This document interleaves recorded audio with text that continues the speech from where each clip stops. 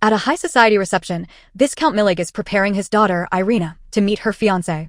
His gaze directs her to the powerful House of Leighton, to the young duke and his stepmother. At the center of all the rumors is her, the sold-off daughter of an impoverished family, now the young widow of the old duke. And her name is Grand Duchess Wilhelmina Leighton. The Millig family approaches the Leightons to offer their greetings, and fear seizes Irina.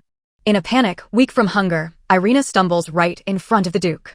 But before she can collapse in disgrace, the firm hand of the Grand Duchess catches her. Ignoring the Viscount's fury, she lifts the girl's face, feeling its fragility beneath her fingers. In a commanding voice, the Duchess delivers her verdict: this girl must eat immediately. And in that moment, another's pain pierces her consciousness with a vision of a grieving grandmother. The memory gives rise to another, of a past life, of crushing debt and a desperate struggle for survival. And then reality shatters, for she remembers everything. She had been Kim Hannah, who died at 32, only to be reborn here with a plan for a new life.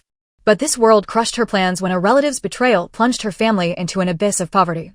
In the end, she was sold like an object to an old aristocrat to pay for someone else's sins. Thus, her fate was sealed, to become the fifth wife of Duke Leighton, a notoriously widowed man.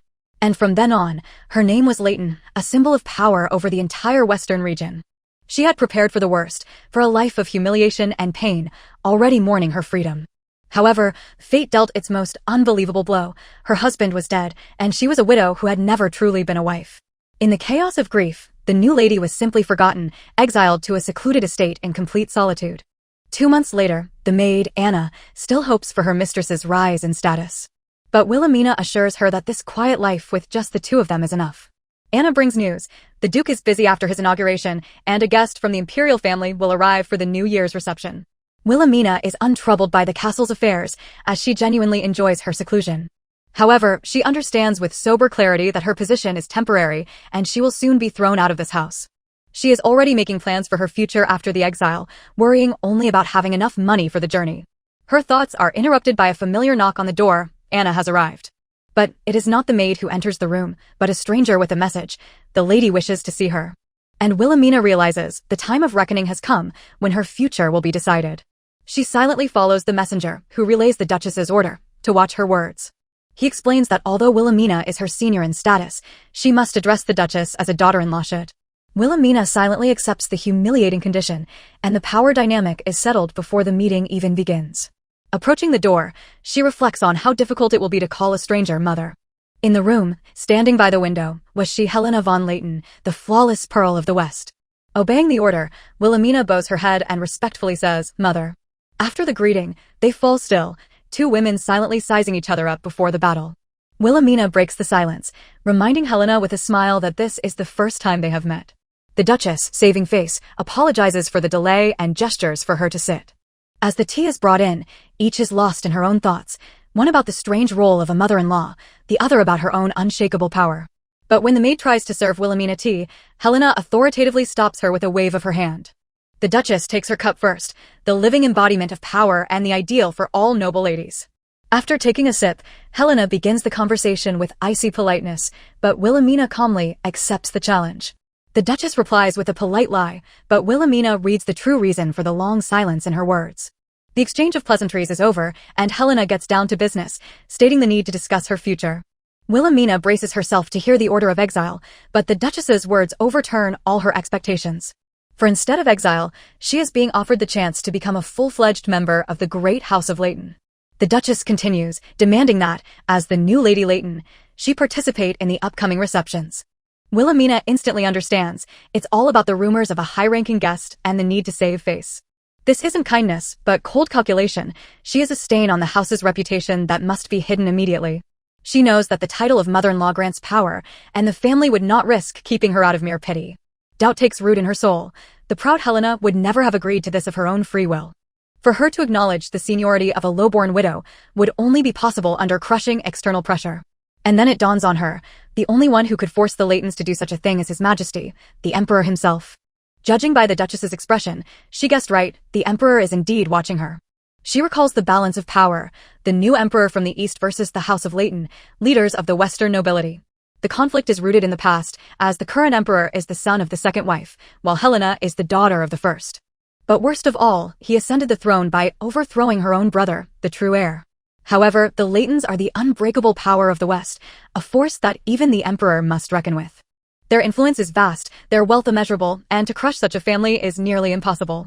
Nearly, but a breach has appeared in their flawless armor, the sudden death of the old duke. The Emperor seized this opportunity, presenting the world with a picture of flagrant immorality, the purchase and exile of a fifth wife. This scandal gave him the perfect pretext to interfere and pressure his political enemies. Now it's all clear, only the Emperor could have forced the proud house to accept her, backing them into a corner with their own sins. Weighing the risks, the Leightons realized the Emperor's wrath was more fearsome than the presence of an unwanted widow in their house. This fear proves just how much the ducal house depends on the Emperor's will.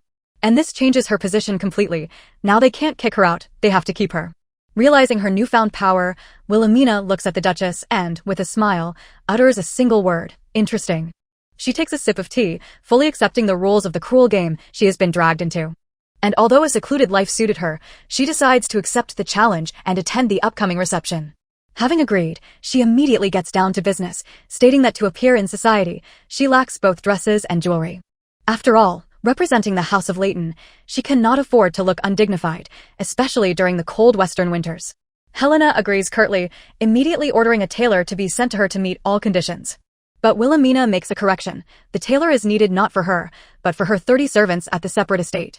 She explains to the surprised Duchess that the staff is freezing in their light and uncomfortable uniforms.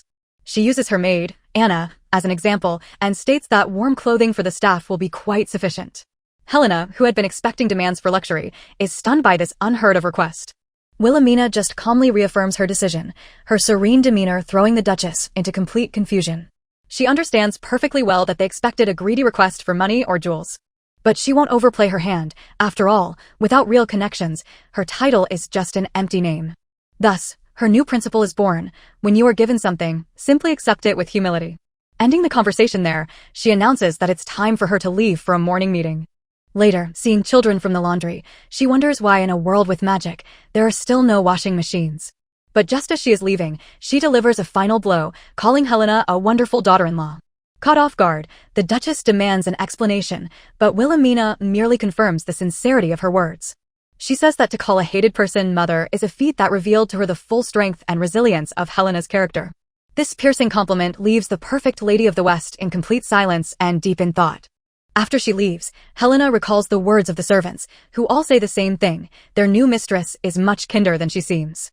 Helena doubts the rumors, but cannot deny the frightening perceptiveness Wilhelmina demonstrated in person. She recalls that the other woman studied politics and decides that her kindness is merely a mask in a well-thought-out game. The thought of sending her soft-hearted son to deal with it is dismissed. She will have to handle this herself. Her reflections are interrupted by a reminder: in half an hour, she has a meeting with her children, for which she is already late. Realizing how much time she has wasted thinking about Wilhelmina, Helena decides to cut the meeting short. On the way, she sees her children rushing happily toward her with flowers in their hands. But at the sight of them, she freezes as her thoughts return to Wilhelmina's final words. That phrase, a wonderful daughter-in-law, pierced her to the core, exposing the very essence of her sacrifice. And the gaze of that woman, who is younger than her but reads her through and through, leaves the Duchess deeply unsettled. Left in turmoil, Helena cannot find peace, while Wilhelmina calmly reminisces about her past life.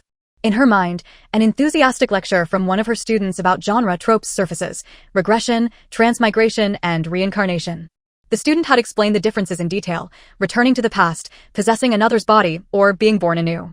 This random lecture became her salvation, allowing her to quickly accept the shocking reality of her reincarnation. Knowledge from her past life gives her an advantage, opening her eyes to human rights and labor conditions. With her modern perspective, she sees the sheer barbarity of this world: child labor and endless tyranny. Using her authority, she changes the rules at the estate, canceling pointless rituals to the servants' surprise. But what worries her most are the working children, the oldest of whom is not yet 10. She reflects on the chasm between the nobility and the commoners, whose children are doomed to hard labor from birth. Wilhelmina realizes with horror that for these little ones, working in the Leighton house is actually a stroke of great luck.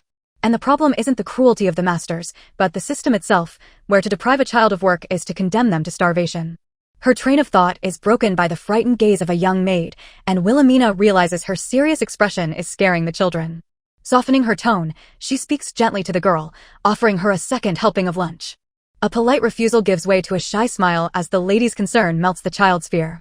Seeing this smile, Wilhelmina tenderly invites the girl to sit on her lap again. With a delighted nod, the child joyfully scrambles into her embrace. A moment later, the girl quietly asks if the lady will be staying here and is relieved to hear the answer is yes. Wilhelmina understands that the rumors have reached even the children, and she mentally thanks the emperor for the stability he has granted them all. She asks the girl about her work, and she replies that today she'll be pulling up tough autumn weeds. Hearing about the weeding, the maid mentions a boy named Johann, and Wilhelmina is surprised, as she doesn't recall that name.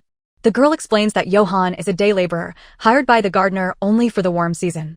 But with the arrival of autumn, there is almost no work left, and the boy has found himself in a desperate situation. When asked why he refuses to work in the house, the girl hesitates before answering. He's terrified of aristocrats. The other children tried to convince him that the new lady is kind, but he saw the late duke's cruelty and no longer trusts the nobility. The girl adds that Johann has no parents, and Wilhelmina, recalling the old duke, understands the reason for his fear. It turns out the boy lives with his tiny sister and supports her by himself, and right now they are so poor they're eating porridge made from tree bark. After hearing this, Wilhelmina asks the children about Johann's character and his work ethic, receiving only praise in return. She decides that she needs someone to run errands and that she must meet this boy immediately. Meanwhile, Johann himself is working in the garden, convinced of one thing: aristocrats cannot be trusted.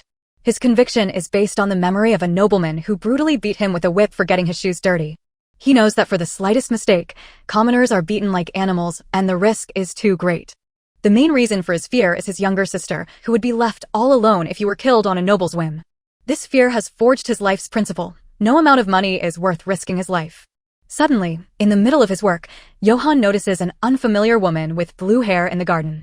He sees with surprise that she is crouching right on the ground, wrapped in a warm cloak. Johann tries to ignore her, but as luck would have it, the biggest weed is growing right at her feet. Gathering his courage, he hesitantly heads in her direction to do his job. As he gets closer, he notices her simple clothes and the absence of servants, concluding that she isn't a noble. Approaching her, Johann asks the stranger to move, not suspecting who is in front of him. To his surprise, the woman apologizes with a smile, and he gets to work, baffled by her behavior. Suddenly, she addresses him by name, and the question catches the boy off guard. She explains that she heard about him from one of the young maids, a girl named Marina. Then Wilhelmina gets to the point, mentioning that he is, by all accounts, excellent at weeding. She continues, relaying the praise of the other children, who consider him a smart and kind older brother. Puzzled by the praise, he catches a familiar scent of herbs and oil, nothing like the perfumes of aristocrats. Changing the subject, she asks him with a smile if he likes potatoes. Without waiting for an answer, she holds out two large, warm potatoes that heat his frozen hands. And this warm aroma awakens in him a cherished memory of his mother and grandmother, of the scent of home and safety. She continues to look after him, offering to help with food and treating him to hot cinnamon tea. After the meeting, Wilhelmina concludes that, despite all her efforts, she has failed to win the boy's trust. However, contrary to her conclusion, Johann timidly asks if he can come to see her again. She gladly agrees, inviting him to come every Wednesday and promising to bring baked potatoes next time. Hearing this, the boy smiles for the first time, and Wilhelmina realizes the children were right. After he leaves, she decides she could hire Johann to gather information about the affairs of the estate. This way, she can give the boy a job and fulfill her new duty as the lady of the house. Her thoughts are interrupted by the butler from the main castle, whose appearance here is highly unusual. He informs her that he has arrived with a message from Lady Helena, who is too busy for a personal visit. Wilhelmina understands the gesture. Helena is re-establishing a formal distance between them. She concludes that the Duchess is observing proprieties, but not seeking intimacy, which is already a concession. The messenger delivers the message. A reception will be held in a week, which Helena will be unable to attend. Therefore, the Duchess recommends that Wilhelmina attend it to get accustomed to high society. Knowing that refusal is not an option, she accepts her role as a substitute, considering it a small price to pay. After receiving her consent, the butler promises to send a dressmaker and a certain knowledgeable lady, which foretells new trials. The messenger explains, the knowledgeable lady is a tutor, tasked with teaching her the etiquette of the Western lands. Wilhelmina pragmatically agrees to the lessons, but sets one condition: the sessions must take place in the afternoon. She explains the reason simply: she had enough of morning studies in her past life. After all the preparations, the day arrives, and the gates of her secluded wing are opened.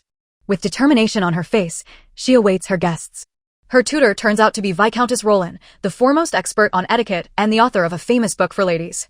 For Wilhelmina, 3 days of grueling training begin, her first real test in her new role.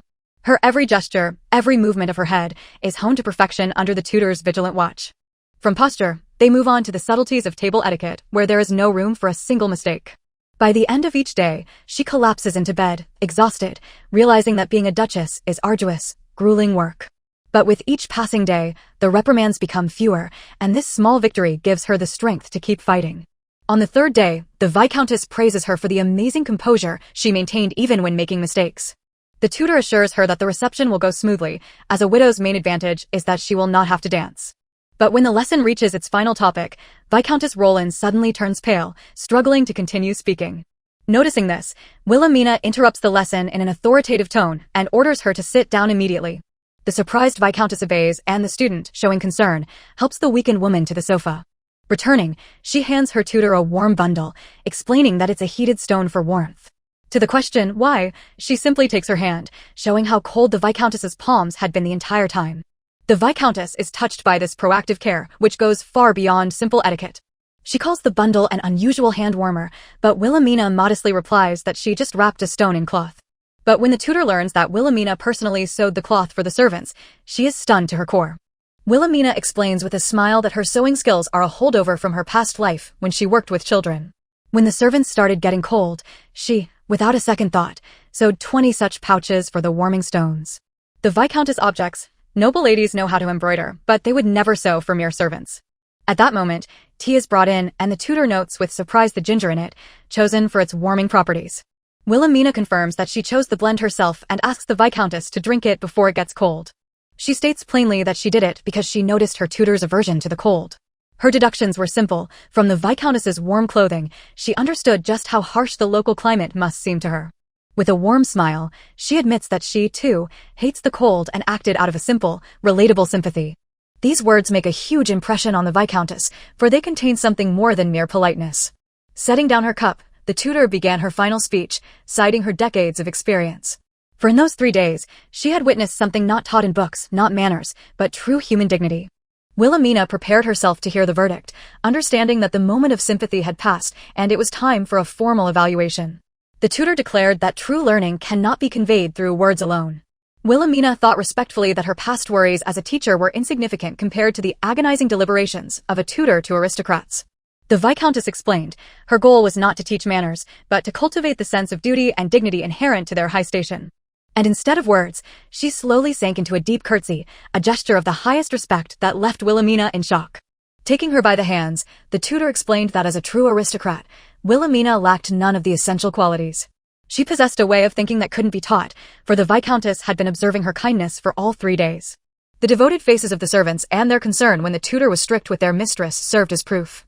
And in conclusion, the Viscountess announced, Wilhelmina already possessed the most important quality of a matriarch, and therefore, the lessons were over.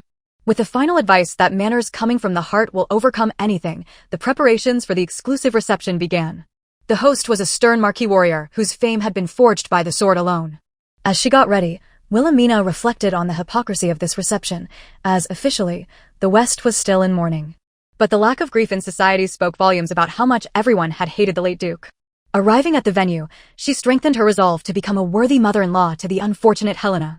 In her opinion, the model mother-in-law is one who doesn't interfere in anything, and she was determined to stay out of the way.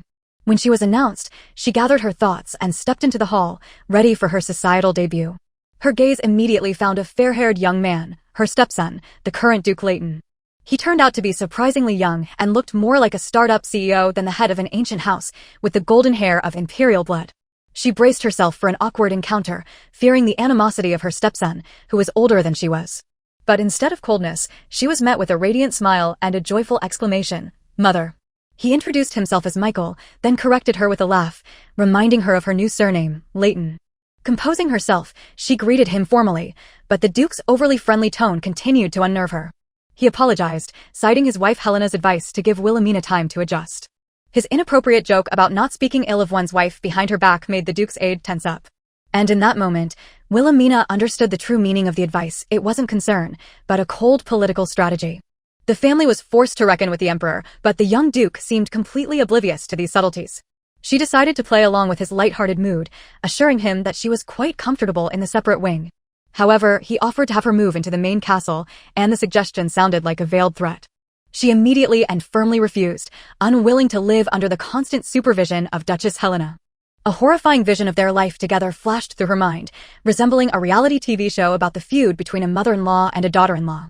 To her relief, their conversation was interrupted by an aide, who announced that the reception was about to begin. But the Duke, with a smile, offered her his arm to enter the hall together, a duty she could not escape. She took his arm, and together they stepped into the hall, presenting to the guests the unbreakable unity of the House of Leighton. At the entrance, they greeted the guests, among whom was Count Chercil. Wilhelmina quickly understood her role, to stand beside him like a mannequin and repeat standard greetings. And although she was rarely addressed directly, she could feel hundreds of appraising eyes on her. When Viscount Millig entered the hall, she was already plotting her escape from the evening. But then she noticed his daughter, and the girl's pitiful state instantly caught her attention. Wilhelmina noted with horror the unhealthy heels on the young girl's feet. Her gaze fell upon the tight corset and inappropriately revealing dress, and she was filled with indignation. The girl was pale, but instead of showing concern, her father just angrily demanded she stand up straight. As they approached, Wilhelmina's anxiety grew. She feared the girl wouldn't even be able to curtsy. Her worst fears were realized. During the greeting, Irina felt faint and fled the hall in terror. Soon after, Wilhelmina entered the lounge and asked with concern how she was feeling. To Irina's astonishment, the Duchess informed her that she had already arranged for a light pumpkin soup to be brought for her. Assessing the situation, Wilhelmina asked a direct question. Was the girl eating properly at all? Minutes earlier, when Irina had felt faint, it was she who had supported her and firmly declared that she would take care of her personally. She had decisively cut off the Viscount's objections, sending him back to the guests while the Duke summoned a physician. But Wilhelmina, knowing the true cause, cancelled the call for the doctor and asked only for warm water with honey. She gently explained to Irina that she did this to spare her any unnecessary embarrassment. This kindness moved Irina to tears, as Wilhelmina took care of her reputation as well. Before leaving, she authoritatively shut down all gossip, reminding the guests of their decorum on her behalf and on behalf of Duchess Helena. In the lounge, upon realizing who was caring for her, Irina fell into a genuine panic. Studying the Duchess, she was surprised to realize that the woman who had seemed so mature was, up close, quite young. After trying the soup, the girl was delighted by its sweet taste, which Wilhelmina had praised so highly. But the sudden thought that sweets could make her gain weight caused her to set the cup aside. Irina tried to refuse politely, citing her discomfort, but Wilhelmina did not accept her objections. With a soft but insistent smile, she simply told the girl to keep drinking the soup. Under her authority, Irina dared not argue, and Wilhelmina, having made her decision, sighed quietly. Suddenly, she leaned forward, bringing her face close to Irina's, and the girl cried out in fear. With a serious gaze, Wilhelmina asked Irina not to move, as she was about to do something. Then, she reached her hands toward her back and began to loosen the tight corset. At the Duchess's practical remark that the clasp was in the front, an absurd thought crossed Irina's mind. With a single motion, Wilhelmina unfastened the hooks, and the girl fell into a new panic about her stomach. Ignoring her fears, the Duchess continued to loosen the lacing so she could breathe freely. In response to the girl's tears and shame, Wilhelmina tactfully draped her own cloak over her. She assured her that no one would enter the room and gently asked if she felt better. Irina couldn't help but admit she felt immense relief. The pain subsided, and her back straightened. But a deep-seated fear made her object, saying that a thin waist must be preserved until marriage. Seeing her doubt, Wilhelmina stated firmly that she would definitely not get fat from this soup. After taking another sip, Irina received a direct piece of advice, to switch her current corset for a looser one. In response to arguments about fashion, Wilhelmina retorted, "Any kind of beauty is meaningless without health." Upset, Irina began to fussily fix her makeup, taking her words as criticism. But Wilhelmina stated plainly that such a corset had surely already caused her to have digestive problems. She reproached Irina for her false shame, but immediately softened, saying she understood her desire to be beautiful. In response, the girl confessed that her father demanded she be even slimmer, and Wilhelmina asked for whom was she doing this. While ardently defending her fiancé, Irina inadvertently revealed that all the pressure was coming from her father. Wilhelmina drew a logical conclusion. If the fiancé didn't care, then there was no reason to torture herself for her father's sake. But these words uncovered a deeper wound, the humiliation at her first debutante ball. There, other aristocrats had cruelly mocked her for eating a piece of cake, calling her a provincial glutton.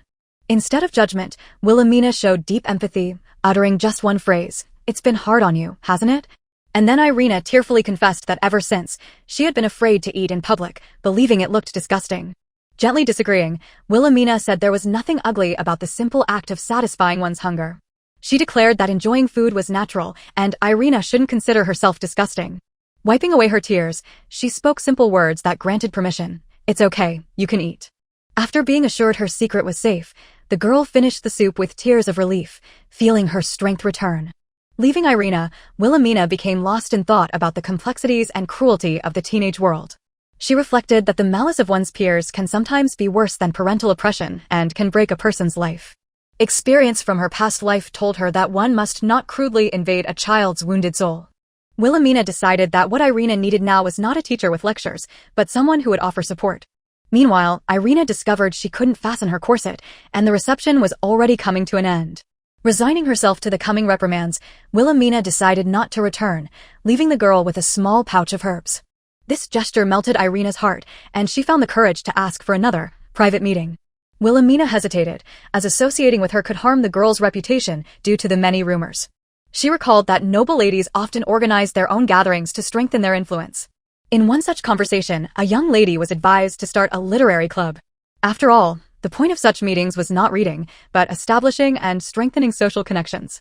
These thoughts reminded her of Viscountess Roland's advice, the pressing need to secure the support of allies.